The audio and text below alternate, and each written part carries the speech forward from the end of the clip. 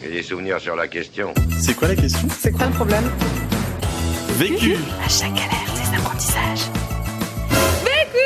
Vécu, des retours d'expérience pour gagner du temps et de l'énergie.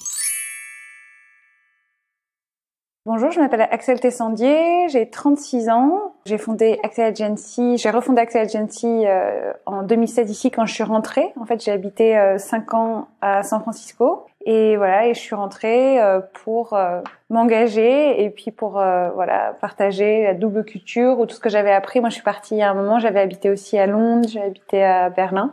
Puis après, j'ai eu envie de rentrer en France. Donc voilà, je suis rentrée en 2016. Eh ben moi je suis toute seule. En fait, c'est plutôt du conseil.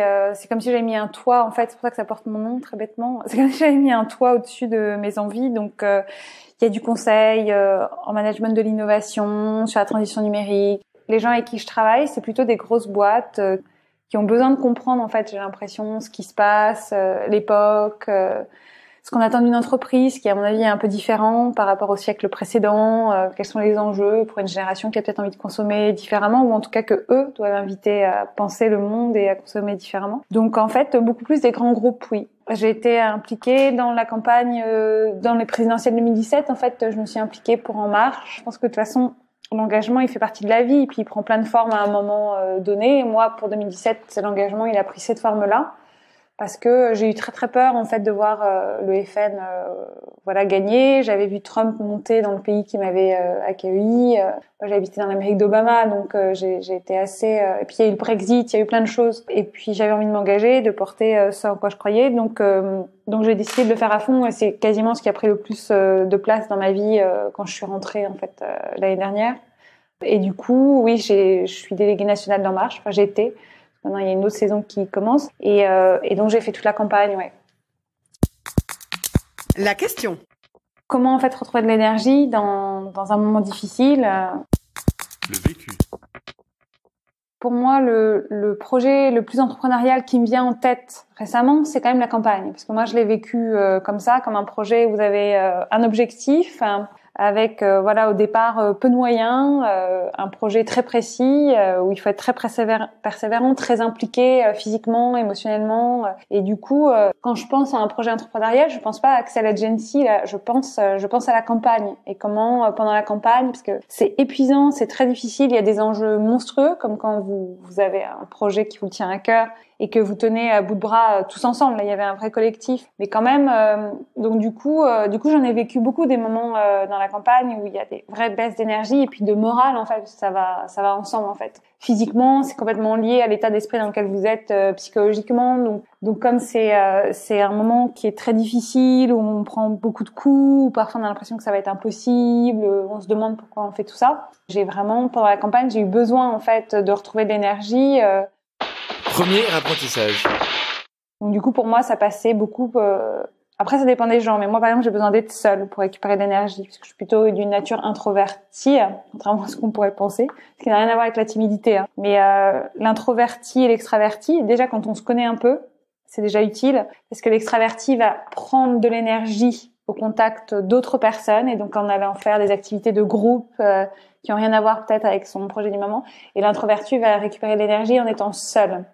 Et du coup, une fois que vous savez ça sur vous, c'est quand même assez utile. Donc moi, d'abord, ça passait déjà par dire non. À un moment où j'avais besoin d'être seule et de dire au collectif, là, il faut me laisser vraiment 24 heures parce que j'ai plus d'énergie, en fait. Et du coup, la question de l'énergie, c'est aussi une question de se connaître, en fait. De savoir comment on en récupère avant de dire quelle activité je vais faire pour en récupérer. Et les gens, ça va passer par un cinéma avec des amis, ça va passer par...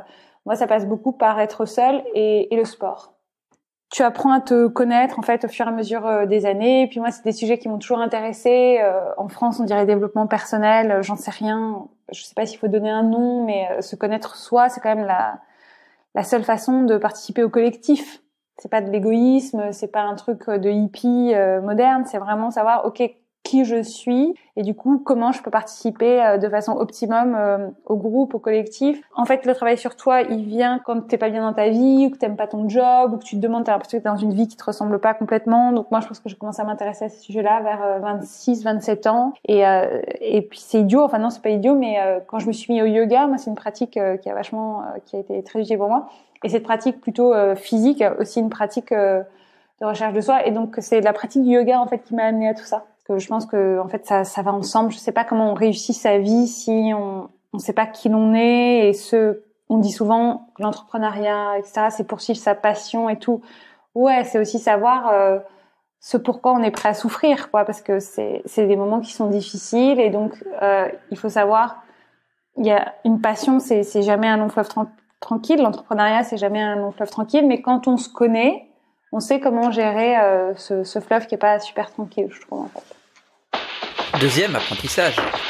Donc, le deuxième apprentissage, pour retrouver de l'énergie, moi, par exemple, c'est le journaling. Ce qu'on appelle le journaling, c'est le fait d'écrire.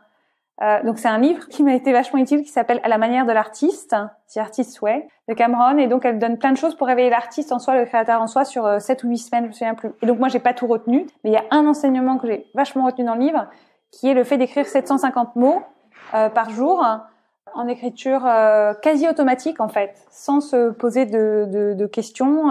Et donc, moi, par exemple, ce matin, avant de venir vous rejoindre, j'ai fait mes 750 mots. Je les compte pas, hein. Je compte 3 pages. Et donc, je fais 3 pages obligatoirement, sans réfléchir. Et ça, c'est hyper intéressant comme exercice, parce que tu vois très bien ton état du jour. Et qu'est-ce que tu dois faire en fonction de cet état-là? Quand il y a un jour où t'es down, c'est pas la peine de te mettre des montagnes. Quand t'es les jours où t'es super en forme, mets-toi des montagnes. Ça te désintermédiarise. En fait, c'est très très scientifique. C'est comme le fait de se parler à la 3e personne du singulier, paraît-il, te distance de tes angoisses. Si tu dis Mathilde fait une crise d'angoisse, c'est pas la même chose que dire je fais une crise d'angoisse. C'est des choses qui sont très différentes parce qu'en fait, tu te désintermédiarises du sujet. C'est exactement la même chose quand tu écris et que tu poses tes angoisses, tes doutes du jour. C'est déjà une façon de s'en libérer un peu. Donc ça, le journaling est vachement. Mais ça peut être moi, j'ai des journalings qui sont hyper joyeux. Et puis il y a des journalings où je suis pas du tout joyeuse. Et en fait, ça c'est une discipline. Le yoga, le journaling, la méditation, c'est des disciplines qui sont très importantes pour moi. Donc j'ai écrit tous les jours. Ça me prend combien de temps de faire cette méthode? Écrire, ça dépend. Ça peut être 10 minutes. C'est assez rapide parce que généralement, tu as toujours des trucs à dire. Moi, je me pose pas 100 fois la question. Mais je voulais dire, plus tu es occupé, plus il faut prendre le temps de le faire. Vraiment, je le pense. Moi, au cœur de la campagne, je le faisais. Même si ça veut dire 10 minutes de yoga dans mon train. Ou 10 minutes de yoga dans ma chambre d'hôtel quand j'arrivais sur un déplacement. Moins tu as de temps, plus il faut le faire. Troisième apprentissage. Le troisième apprentissage, aussi, sur le fait de gagner de l'énergie.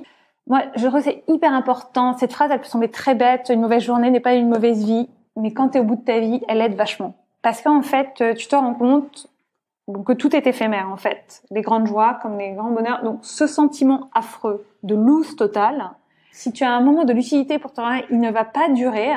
Et ben, tu as juste besoin de ce moment de te dire a bad day, et même une mauvaise heure n'est pas une mauvaise journée. Moi, j'ai vu des états chez moi changer d'une heure à une autre, en fonction de ce que j'ai pu faire avant, pendant. Là, par exemple, moi, quand je suis au bout de ma vie, le yoga ou le sport va être un réflexe.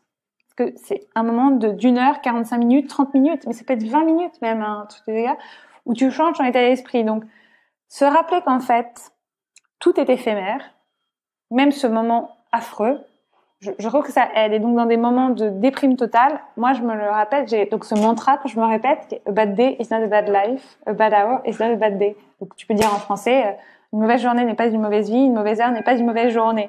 Quand je suis vraiment au bout de ma vie. Et parfois, il faut juste l'accepter. Moi, je supporte pas lutter contre mes états. Je supporte pas lutter contre un jour où je suis négative. C'est comme ça. Et voilà, il faut faire cette journée avec ça. Et effectivement, si j'ai des trucs qui m'aident, je vais le faire. La méditation, le journaling, ça. Mais c'est comme, tu sais, quand t'as un deuil ou un chagrin d'amour, je trouve le pire que tu peux dire à un pote ou une pote, c'est oh, ça va aller et tout. Bah non, là, ça va pas. C'est normal. Pleure. Vis ton chagrin. Et puis, ça s'appelle la résilience, en fait. Moi, je crois beaucoup, beaucoup à cultiver sa résilience. Et je dis, la résilience, elle viendra. Si tu en as envie, si tu le souhaites, mais tu t'en relèveras. Pas aujourd'hui, pas après-demain. Aujourd'hui, tu pleures. Après-demain, tu pleures aussi. Et puis, dans 2 mois, dans 3 mois, dans 6 mois. Moi, je trouve qu'on parle pas du tout assez de curiosité, d'empathie et de résilience. La résilience, pour moi, c'est une valeur, quelque chose qui est fondamental parce que ça m'a sauvé un nombre de fois dans ma vie. Et je crois que l'entrepreneur, il a vachement besoin de ça aussi, savoir qu'il est résilient. Quatrième apprentissage. les rôles modèles et l'accompagnement, c'est ce qui manque le plus, notamment aux femmes, en fait. Quand on leur demande dans l'entrepreneuriat, etc., ça revient toujours. Moi, j'ai des rôles modèles, enfin, j'ai des lectures, parfois mes rôles modèles, je les ai jamais rencontrés. Et c'est pas grave, je reviens à elles, je vais les lire, je vais regarder des documentaires sur leur vie, enfin des trucs idiots, des trucs, mais je donne un exemple. Un jour, j'étais au bout de ma vie, mais de façon plus personnelle. C'est pas lié à la campagne, je suis vraiment hyper mal, quoi. Et je tombe sur le Sheryl Sandberg qui fait le speech pour la promo de Berkeley l'année dernière. Et en fait, elle parle vachement. Vous savez, Sheryl Sandberg, il est arrivé un truc affreux. Elle a perdu son mari. Elle était à un mariage d'une amie au Mexique et puis elle est rentrée avec le cercueil de son mari, quoi, qui est mort en faisant de la gym. Enfin, le truc affreux. Sur le papier, la nana qui a tout, etc. Et donc, elle a disparu pendant des mois, Sheryl Sandberg, parce que c'est terrible ce qui lui est arrivé. Et c'est la première fois qu'elle reprenait la parole. Et elle parle de ça. Elle parle de la résilience. Elle parle de la force que t'as quand t'es au fond de la piscine et qu'en fait, même quand tu penses que tu ne l'as pas, tu l'as la force pour donner le coup de pied et remonter. Elle ne parle que de ça pendant 20 minutes. Je tombe là-dessus. Je regarde ça, je fonds en larmes en regardant. Je me dis, elle ne le sait pas, mais là, elle vient de faire un truc énorme pour moi à ce moment-là. Et donc, je décide de lui écrire. Je lui envoie un call d'email. C'est-à-dire, je trouve son email et je lui écris. Alors, si je peux donner un conseil, s'il y a des gens que vous admirez, des mentors, des gens avec qui vous voulez travailler, moi, ma règle, c'est un objet d'email hyper efficace et pas plus de 4 lignes, parce que c'est des gens qui n'ont pas le temps. Et elle me répond. Elle me répond 5 minutes après. Et ben, j'ai encore sa réponse. Et ce jour-là, elle a fait un truc incroyable pour moi. Conseil pour gagner du temps. Je refuse beaucoup de déjeuner boulot. Parce que le déjeuner prend vachement de temps. Ça coupe ta journée. Ma journée, elle n'est pas organisée comme ça. Donc, je préfère largement les petits déjeuners, par exemple. Et ensuite, moi, je sais qu'au déjeuner, je peux faire ma pause d'1 heure de sport ou de yoga ou d'autres choses. Après, tout dépend comment tu organises ta journée. Mais moi, je l'organise de façon à ce que moi, elle me convienne pour organiser mon travail. Par exemple, moi, je sais que je suis beaucoup plus productive le matin. Et je faisais beaucoup plus ça à San Francisco, c'est marrant, mais je travaillais beaucoup le matin. Et pour moi, les rendez-vous étaient l'après-midi. Parce que pour moi, après un rendez-vous, c'est pas la même chose que de travailler sur un truc, etc. Et donc, si par exemple on me propose de déjeuner, je propose toujours le petit-déj. Si jamais c'est pas possible de caler un thé. Moi, je fais des trucs en France qui, par exemple, j'ai l'impression font hyper mal les gens. Je donne rendez-vous dans des parcs et des jardins parce que je trouve ça sympa d'être dehors. Ça m'est resté vraiment de San Francisco. Et donc, tu peux marcher, tu peux être dans la nature et tout. Bon, là, quand il fait -12, c'est pas la peine. Mais ce que je veux dire, c'est que ça fait mal les gens. Moi, je sais qu'un entrepreneur ou un créateur, c'est savoir dire non et le focus, prioriser ce qui est important pour toi. Donc moi, je dis non quand ça m'arrange pas. Je propose autre chose. Je dis non quand j'ai pas envie. Et quand je sais que j'ai besoin de travailler sur quelque chose, et j'organise ma journée d'une façon qui me convienne à moi. Pas d'une façon que la société doit organiser du lundi au vendredi. Et moi, parfois, je vais rien faire le vendredi et je vais bosser le dimanche. J'ai aussi choisi cette vie-là pour ça. Donc ça, c'est important. Conseil pour gagner de l'énergie. Ce qui me fait gagner de l'énergie, c'est de savoir qui je suis et de quoi j'ai besoin pour en retrouver. Et c'est pas la même chose pour nous tous. Pas du tout. L'autre question. C'était des grands moments d'adrénaline pour moi d'écrire mon livre, d'avoir tous ces inédits, la campagne, etc. Et donc, la question que je me pose, c'est est-ce que j'ai toujours besoin de ça? Est-ce que j'ai toujours besoin?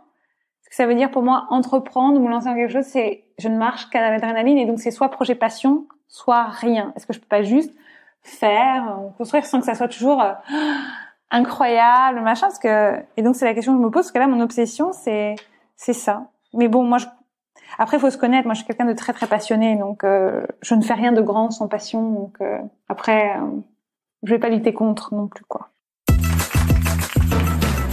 Vu, Vécu, vaincu.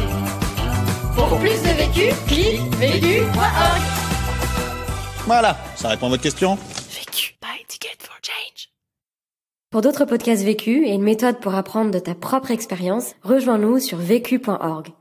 Et si tu aimes les podcasts vécus, n'hésite pas à nous le dire en laissant un commentaire étoilé depuis l'application où tu écoutes ces podcasts. À très vite!